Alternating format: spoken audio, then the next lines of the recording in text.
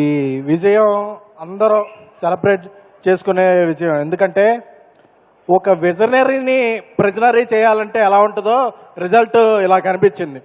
చంద్రబాబు నాయుడు గారిని ఏ రోజైతే ఆయన్ని జైలు పాలు చేయాలని చూశారో అప్పుడు రిజల్ట్ ఇలాగే ఉన్నది.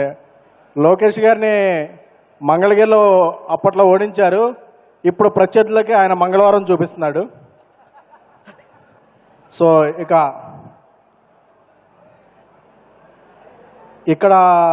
ఒక ప్రాంతీయ పార్టీని అక్కడ జాతీయ పార్టీని కలిపి మా జనసేనాని పడ్డ కష్టం ఎంతో అందరికీ తెలుసు. ఈ సందర్భంగా ఒకటి చెప్పాలి. చెప్పచ్చా? చెప్పండి సార్. అన్నయ్య పెట్టాడు దండం, తమ్ముడు పెట్టాడు పెండం. నమస్కారానికి ప్రతి నమస్కారం అనేది సంస్కారం. ఆ సంస్కారం చేతకాని వాళ్ళకే ప్రజలు ఇస్తారు ఇలాంటి తిరస్కారం.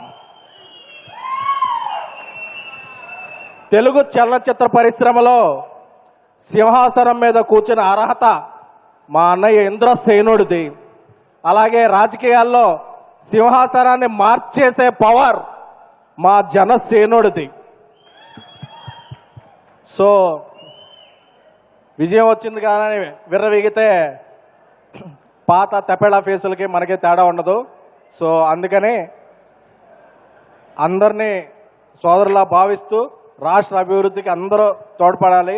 అలాగే ఎవరి మీద కోపం వస్తే టికెట్లు రేట్లు తగ్గించేసి సినిమా థియేటర్లు బయట ఎంఆర్ఓల చేత ఆర్ఓలు కాకుండా ఇప్పుడు సినీ పరిశ్రమకి మంచి చేయాలనుకునే ప్రభుత్వం వచ్చింది. సో ఇలాంటి ప్రభుత్వం సుస్థిరంగా ఉండాలని, తెలుగు చలన పరిశ్రమకి ఎంతో మేలు చేకూరాలని కోరుకుంటున్నాము. అలాగే విజయం వచ్చిన తర్వాత అందరూ విజయం తరపున మేమున్నాం అని అవుతారు. ఈ విజయం రాకముందు నుంచి విశ్వప్రసాద్ గారు జనసేన క్యాంపెయిన్లోనూ విరివిగా పాల్గొంటూ అలయన్స్కి అండగా నిలిచారు. సో ఆయనకి కూడా శుభాకాంక్షలు. సార్, మీరు ముందే విజయాన్ని ఊహించారు, అలాగే ముందే అండగా నిలబడ్డారు. సో మీలాంటి వ్యక్తులు అటు జనసేనకి, అలాగే అలయన్స్కి, అలాగే తెలుగు చిత్రసీమకి మీరు చేసే ఫ్యాక్టరీ లాంటి సినిమాలు ఎంతో అవసరం. సో ఈ విజయాన్ని అందరం సెలబ్రేట్ చేసుకుందాం.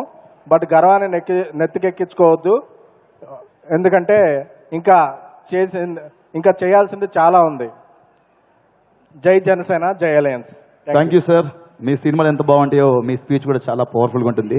Thank you so much.